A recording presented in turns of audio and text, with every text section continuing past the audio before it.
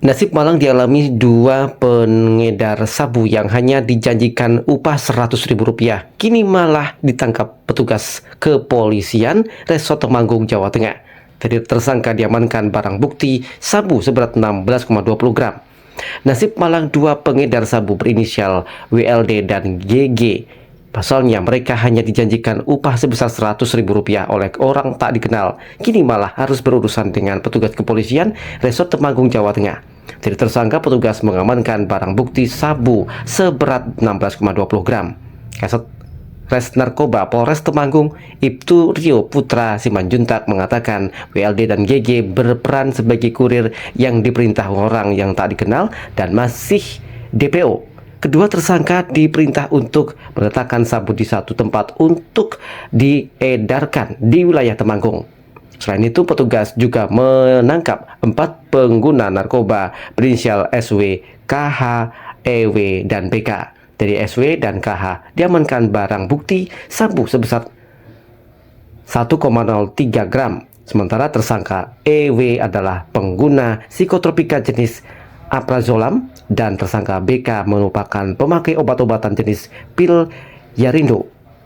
1 bulan sebanyak 6 kasus dengan 6 tersangka.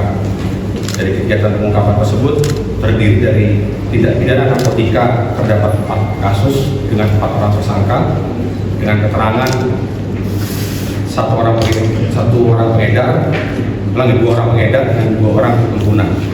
Kemudian tindak pidana psikotropika 1 perkara, tindak pidana peredaran obat kesediaan farmasi berupa obat keras sebanyak 1 perkara.